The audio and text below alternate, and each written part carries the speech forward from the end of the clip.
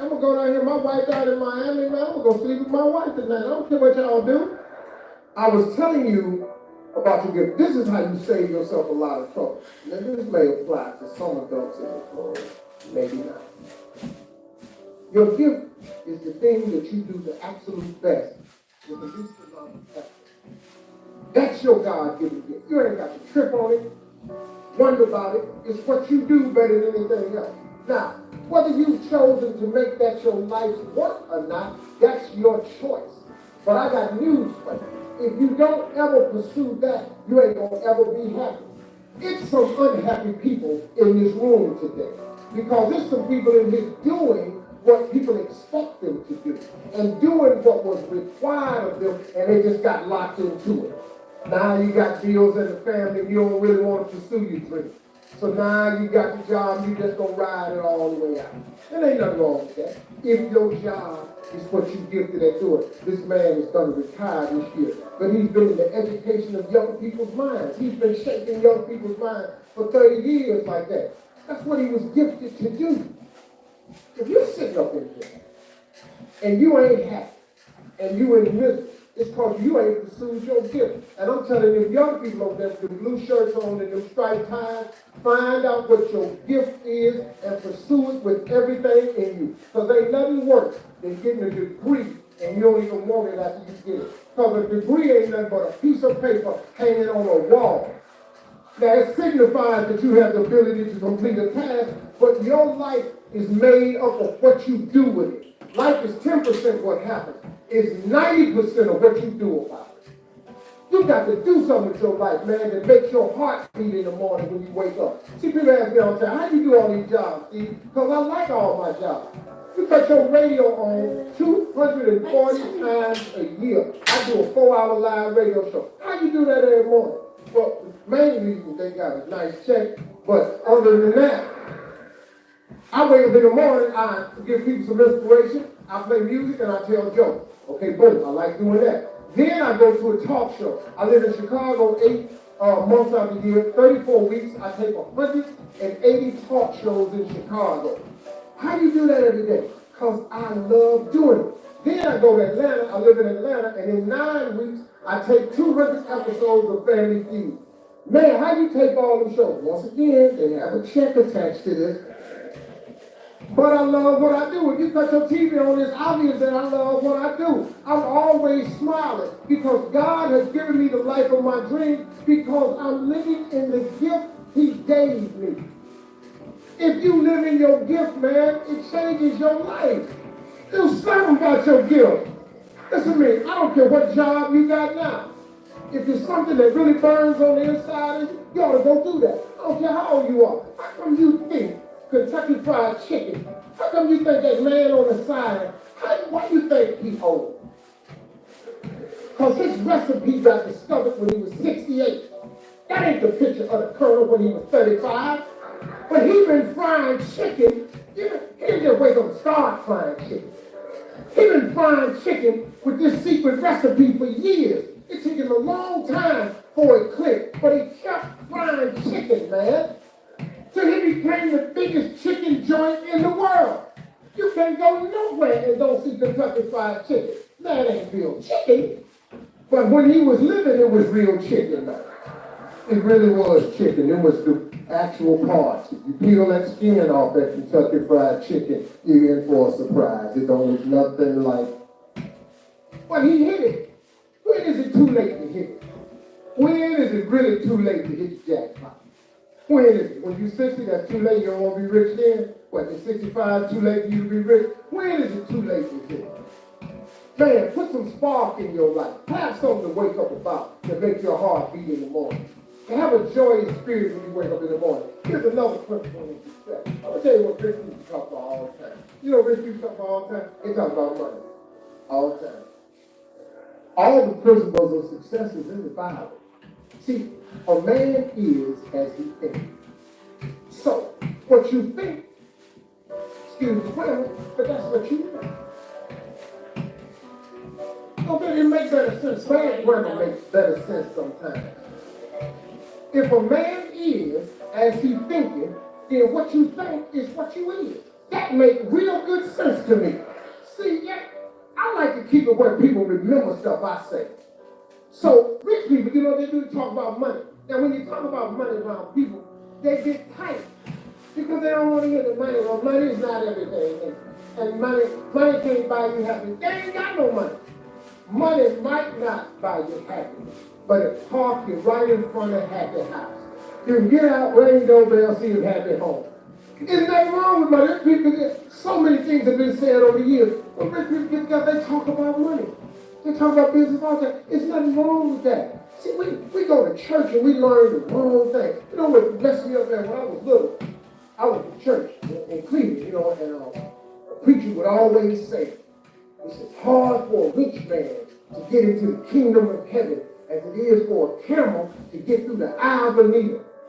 Now, me and the rest of the ignorant members, we thought that you was trying to take a needle with a sewing thread and push a camel through it.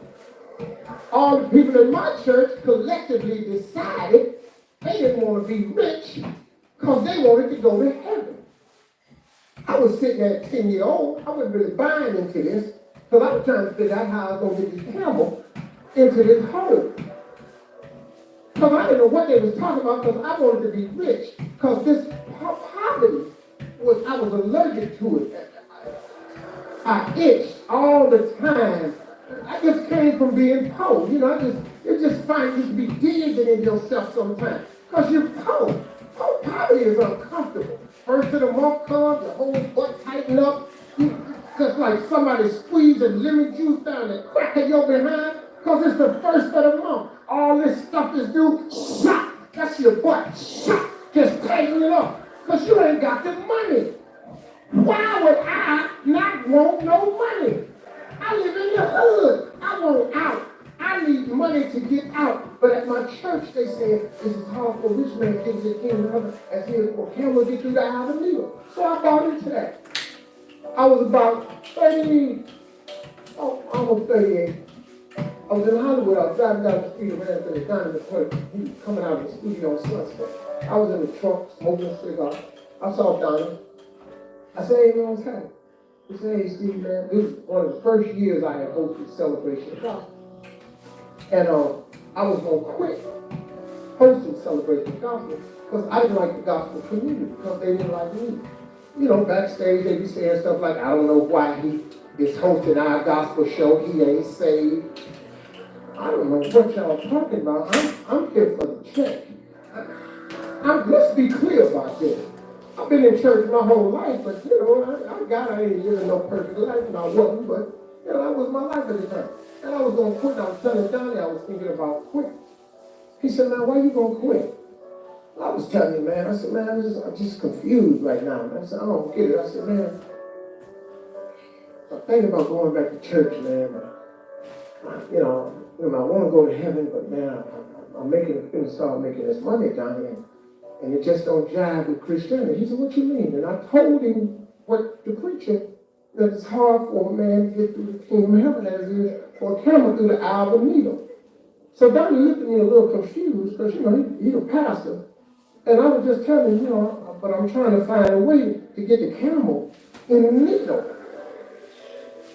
He said, Steve, that's not what it means. I said, what does it mean? He says, in the Middle East, a needle is an arc that is stuck in the sand and looks like a wishbone on a chicken. And they have them to entryways sometimes. And when a camel approaches the needle, in order for the camel to get through the needle, he has to kneel and crawl through the needle. And then the camel gets back up. He said, that's what God meant.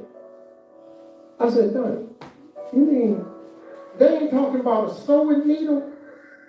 He said, fool, you can't put a camel through a sewing needle.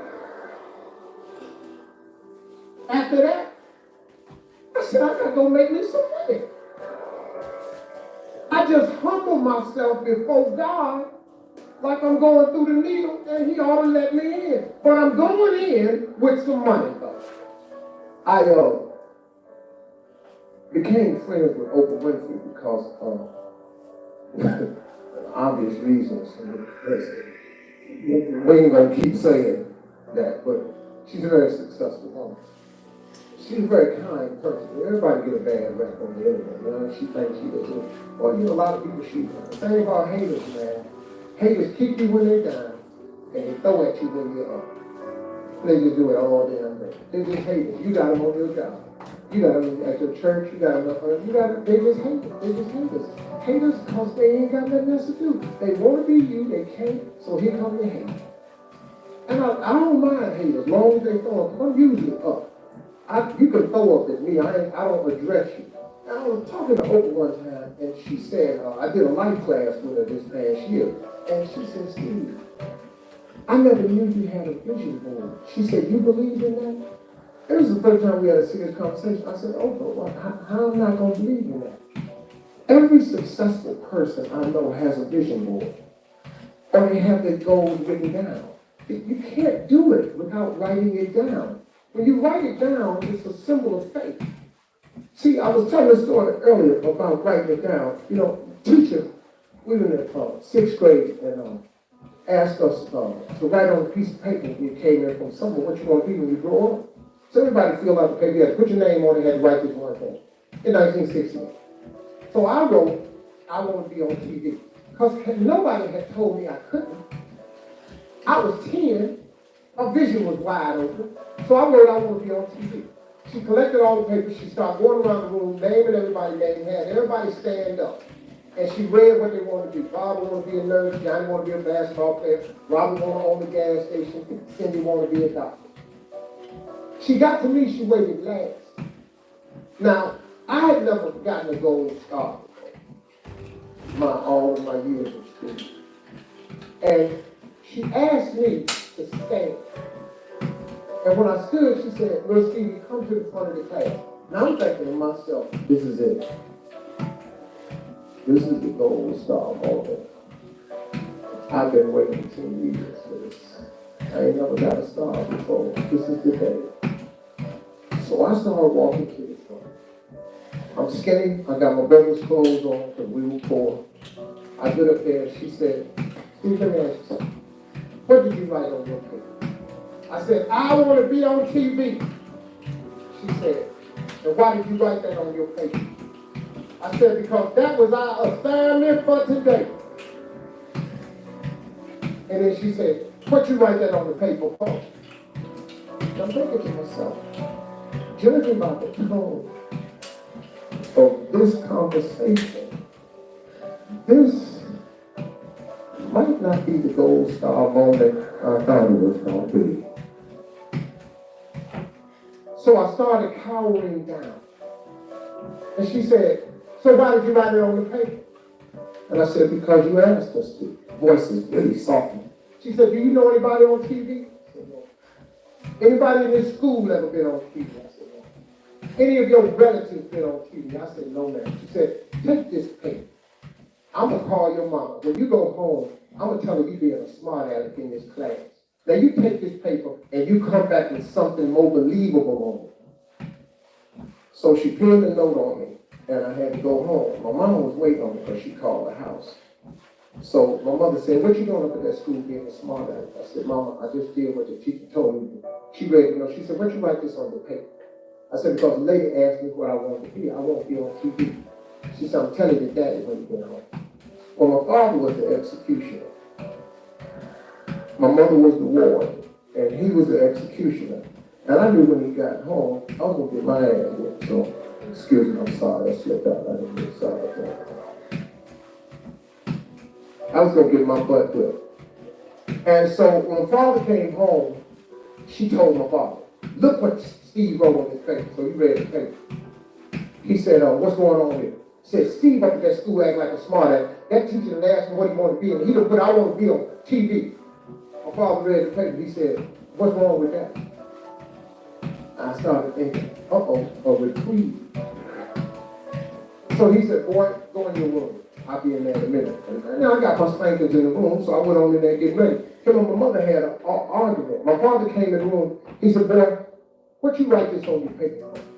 I said, because I want to be on TV. He said, what she wants you to write on the paper? I said, like a basketball player or policeman. He said, put that on paper. Take it up to the school and give it to that dream killer heifer. So I write, he said, now take your paper. He said, before you go to bed tonight, now this is my father now, with a third grade education. My father was a sharecropper in Alabama. He said, read your paper every night before you go to bed. And when you wake up in the morning, read your paper before you go to school. Read your paper every day and read your paper every night. I took my paper to the school and I turned it in. It took me till I was 38 years old. But I finally, I got on TV. The devil don't care about you. The devil wants to keep you from your destiny. That's his one job. Satan got one job, to keep you from your destiny. The devil don't ever want you to be what God created you to be. So guess what? When you discover your gift and you think I'm about to make a move and go be what God created me to be, then here go the devil. You got this job over here, you're going to lose your 401k. Once you get your paper straight, you can skip all of this. You can get yourself started in the process, man, but you got to quit letting the devil keep you from your destiny by tying it to this little job you got. Because he's tricky with it now. He got you thinking you're going to mess your credit up if you quit your job. What you mean mess your credit up? You overextended now. You got good credit, but you can't buy nothing else with it. If your card max out at $5,000 and you got $4,090 on it, where we at? Come on, y'all. You're going to have to make a choice, but you can't let the devil fool you. He's trying to keep you from being who God made you to be. Yeah, look, man, I don't know if I'm getting through to you, but I want you to hear me. I do, man. Look, I wish everybody before they die could experience what it feels like to wake up and do what you was born to do. It's so cool, man. It's so cool. If you've been dreaming of opening that business, you should start the process. Don't try to figure out how to make the business make $1 million. Just start the process. See, if you make one step, he'll make two. But he can't make his two unless you make your one. So you got to start. Fill out the application. Go get the packet. Send in the paperwork. Get your federal ID number. Do something, man. Start creating a website. Let your job sponsor your dream. Take some of your check money. Quit playing one of them bills. Take that money and start your website. What is you talking about now? If you owe Kmart some money and Sears, what is you paying them for? They finna be out of business. Take whatever money you owe Kmart and Sears, take that money, buy your business cards. Take one of your bills one time instead of paying, start your website. But start. If you make one step, he'll make two. And don't worry about where you're going with it. Just get started. He'll show you the way to go. Because he wants you to get to your destiny. But he got to make sure that you want to get to your destiny first. If you tell him you want to get to your destiny, that God you serve, he's going to show you how to do it. You can believe that. Don't forget to pray. Don't be ashamed to pray. And don't have to be too proud to pray. Because prayer changes things. Stay right here on Faith Street, y'all. The box you asked for is coming. Everything on my vision board, I get. I built a house one time. My wife wanted a special kind of car. I built the garage, the extra garage on the house. She came up there and saw me. She said, Steve, what are you doing? I said, I'm building an extra garage. She said, Steve, we got enough cars. What do you need with another garage? Because don't worry about it. 2 years went by. I had been looking for this car. I went to dealerships. They said, sir, there are none in that color. I said, she wanted white. I said, so I went to the dealership. I said, I want you to get this car in for my wife. She said, sir, there are none in the country and none being made. I said, okay, but when the car come in, could you accept it into your dealership and call me when it gets here? He said, sir, I done told you. I can pull it up on the computer. There are no cars in that color, that make or model. Do you want another color? I said, no, my wife wants white. She said, sir, we don't have that. I said, I've already built the garage. I've already built the garage. All my garages have chandeliers in them. I don't have doors that go over. All my cars have chandeliers hanging over. And I have marble floors in my garage because I like stuff like that because I saw it that time. So I said, I've already built the garage. He said, sir, there are no cars like that anywhere in a computer base. I said, I just need for you when the car comes in. So a year went by. I said, any word on the car? He said, no, I've called the factory. They're not even making anymore in that color. I said, okay, I'm looking for this color right here. He said, sir, we don't have it. I said, I'm gonna give it to her for her birthday, October 10th, 2016. He said, sir, that's impossible. I said, no, it's not. No, it's not. It's just a car that I'm asking for in a particular color. How that's impossible? He said, sir, I can't find the car. I ain't asked you to. I asked you when it come through, would you accept it into your dealership and call me? That's all I asked you for. 2 weeks before my wife's birthday, I got a phone call. It was Perillo from Gold Coast in Chicago. He said, Steve Harvey. He said, are you sitting down? I said, no, I'm standing up. What's happening? He said, you're not going to believe this. A guy bought a car a year ago. It's been sitting in his garage. It has 8 miles on it. He brought it to me to turn in to me and ask him, how much would I give him for it? I said, what is it? He said, it's the white car you've been looking for. I said, I'll be up there to get it. He said, this is unbelievable. I said, that God I serve, he's an unbelievable God. I don't listen to what nobody tell me. Once I write it down, I write the vision and make it plain, it will come. Surely it will come at an appointed time. It doesn't matter that nobody sees it. It doesn't matter that it's visible to other people. All you got to do is write it down and believe it. God is greatness, man, all day long. What he's done for me, he'll do the same thing for you. But you got to write the vision. Go home and read Habakkuk 2:2. Go home and read Bible verse Habakkuk 2:2. Read what it says. If you do that, you'll change your life. Appreciate it. I was 26 years old, man, struggling. I didn't know. And these people owned the furniture store in Cleveland. And they took me in and gave me my first contract with my little carpet cleaning company. When I became a comedian at 27, I didn't have money to travel. They gave me an account at their travel agency. And man, I ran up a bill like $11,000 just trying to travel and make it. Them people right there, man, they helped me out. I used to spend the night in hotel parking lots. What was I gonna do? I didn't have nowhere to stay, so I lived in the car. I had $35. And I said, come on, God, man, I've been trying to make this dream come true. You done left me out here like this. And I was crying so hard that he just said, I didn't like hear a voice or nothing, but he spoke to me. And however, he said, if you get up, I'm gonna take you places you ain't never been. Now I was finna quit. So I said, skip it. I'm gonna quit anyway. So I got in my car, I went to a payphone, and I was gonna call my dad. You remember back in the day where you could punch in a code and call your answering machine and get your messages? So I called and I punched in the code and he said, dude. He said, hey Steve, this is Chuck Sutton with Showtime at Apollo. We saw a tape of you. You're very funny. If you could get here Sunday night, we'd love to put you on television. Call me back. Let me know if you could make it. So I hung the phone up on crushed, because my whole dream of being on TV, and I couldn't get to New York. I got $35. How am I gonna get to New York? I can't make it. So I'm standing there at the phone booth, and tears just coming down my face. I said, God, so that must be a sign for me to go home. Because this it, I ain't even got the money to go to the Apollo. My whole thing that wanted to be on TV, I couldn't even make the dream come true. This is the most messed up moment. That's why I said, man, let me call this dude back and see if he said this Sunday. Because maybe he said next Sunday, and I can hustle up a little bit of money or something. I don't know what I'm gonna do, but let me just call him back. So I called him back. Steve, this is Chuck Sutton, Showtime to call him. So I take with yours. You're very, very funny.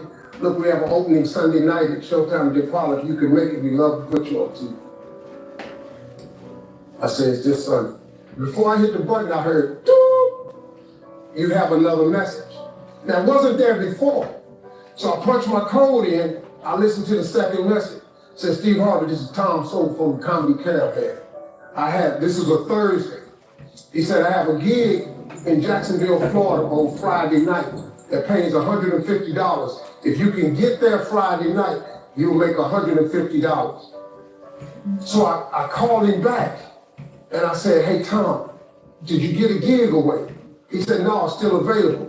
He said, can you get that? I said, I'm in Pensacola, Florida. I'm 3.5 hours away. So I drive to Jacksonville, Florida, and that night I made the 150. Club owner said, man, you funnier than the guy we hired. If you stay tomorrow night, I'm gonna give you another $150. So now I got $300 now. So I get on the phone, I call Chuck Sutton. I say, hey man, is the gig still available at Showtime at the Apollo? He said, well, we got one opening left. I said, I'll be there. So I called Eastern Airlines, who used to be open back then. They had a special for $99 going from Jacksonville, Florida to New York round trip. So I parked my car at the airport. I got on a plane, flew. Everything I had was in 2 bags. Got to the Apollo. I said, hey man, I'm here. I got there at 11 o'clock in the morning. He said, you can't stay here because you don't come on to the late show tonight. I said, man, I ain't got nowhere to go. I said, if you just let me stay in this building, man, I ain't gonna move around nothing. I ain't got nowhere to go. I'm in Harlem, I can't go back out here. I got these 2 bags. I got victim wrote all over me, man. So he said, all right, if you go upstairs, don't come down. So he put me in the dressing room on the 6th floor. So that's where all the comedians were. So I stayed up there. I got hungry around 3 o'clock and I couldn't take it no more. So I went back downstairs, dude named Alton Liston. I said, hey man, he said, man, I thought I told you, don't come down them damn steps. I said, hey man, I'm just hungry, man. I said, let me go to that KFC I saw on the corner. Just let me get some chicken. I'll come right back. He said, man, if you ain't back in 20 minutes, you ain't getting in this building. So I went, bought me some chicken, came back. So the comedians started coming in the building. They started coming up on the 6th floor.